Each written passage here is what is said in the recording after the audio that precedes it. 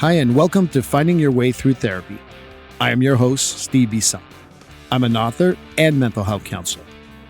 Are you curious about therapy? Do you feel there is a lot of mystery about therapy? Do you wonder what your therapist is doing and why? The goal of this podcast is to make therapy and psychology accessible to all by using real language and straight-to-the-point discussions. This podcast wants to remind you to take care of your mental health, just like you would your physical health. Therapy should not be intimidating.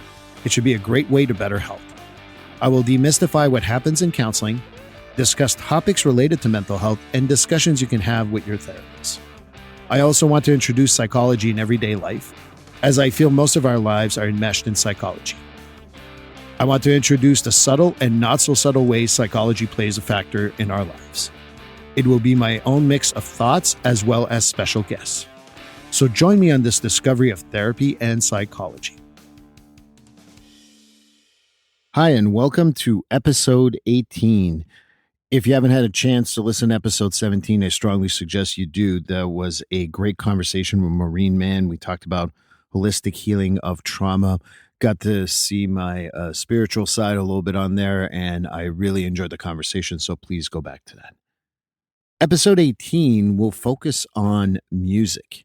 And the reason why I want to talk about music is that I think it's one of those things that really connects everyone.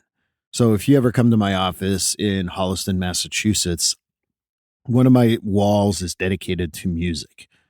And there's a bunch of musicians there and groups. I have some Beatles up there. I have Guns N' Roses up there. I have Led Zeppelin up there. I have also a picture that was drawn with a bunch of musicians, a lot of them, from blues to reggae to metal to punk. And I really enjoy music in general. So it's always a great thing to talk about because it becomes a great conversational piece for a whole lot of people. And I truly enjoy talking about music. And the reason why I think that talking about music is so important is that I think it is something that we can all relate to. And what I mean by that is, if you think about it, it's international. So if you go anywhere around the world, whether it's the most urban area that you can imagine, whether it's in Singapore or New York City, you will have music there and all diverse types of music. And if you go to that little island that I cannot recall in the Indian Ocean where we are not invited as a civilized society because they want to protect their own, and frankly, I don't blame them. They also have rudimentary things to listen. They make their own music and they dance to it. So it's one of those things that we all connect to. And I always feel that that's a great therapeutic thing to do. One of the conversations I've had is that we talk about international music in it depends on the country, but to me, it's always funny when I hear international music from Canada if it's in French, because that's my first language. But, French music sometimes is what I need. And sometimes what I need is just a good rock song. And sometimes I need some good heavy metal. Sometimes I need something more poetic like Alanis Morissette. But ultimately, music is just something to really make us connect.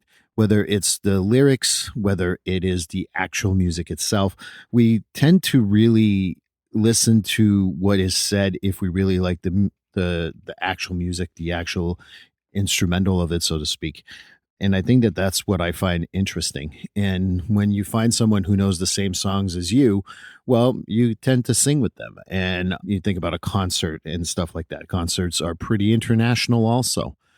And I don't want to tell you that I listen to everything because I don't, but I also see the value in just about any type of music. But obviously, I gave you a few of my favorites by telling you what's on my wall. But the first thing is to remember is that music reunites us all, whether it's a concert or, any type of place where you can go across the world. And if they like the same thing as you, you will be listening to it. The other thing that I really like about music is that it evokes emotion. And I was talking about it a little earlier, but when I'm feeling a little upset, probably not the best thing to listen to, but I love listening to heavy metal music or, hard rock or whatever we're calling it, hair bands. But sometimes listening to that just gets it all out for me. And sometimes I feel like I want to listen to some classical pieces or some jazz or some blues just to chill. I think that that's always very nice to listen to. I sometimes do that on my way back from work. My ride is about 30 minutes, gives me time to just chill. And, I think that that's the stuff that really makes us feel part of something. And think about the saddest song and I don't know which one comes to mind for you. But when you listen to sad songs, whether it's after a difficult time in your life, a breakup, or a funeral or something like that, you listen to that music and it feels like you're not so much alone because you can relate to the music. As we speak, I'm recording this and the Patriots are playing Tom Brady right now. And as I listened to the beginning, they had all these musics that they put behind different parts of the history of Tom and Bill and Tom's new role in Tampa Bay.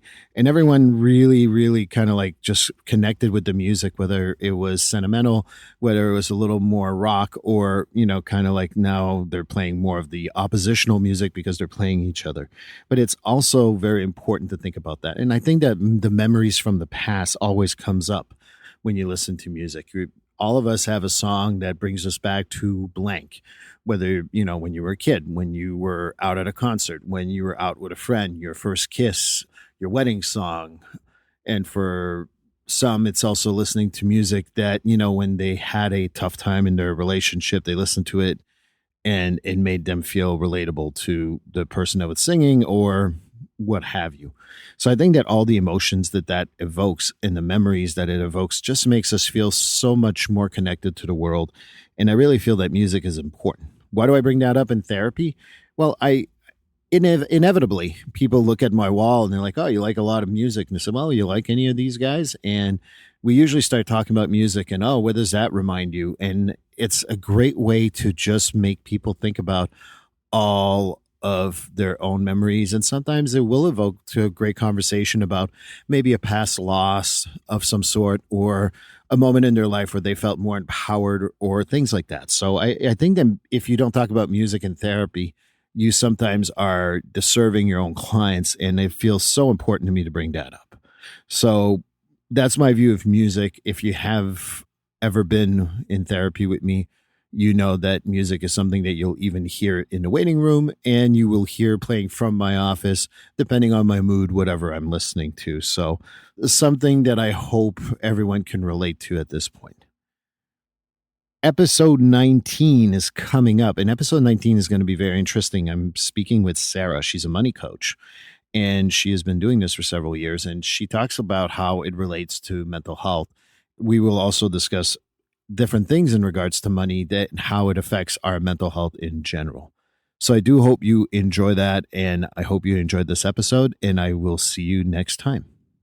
Don't forget to like and subscribe on your favorite podcast platform, my show. Please leave a review. It's always really appreciated. And if you want additional information, you can always follow me on social media. I'm on Instagram, Facebook, Twitter.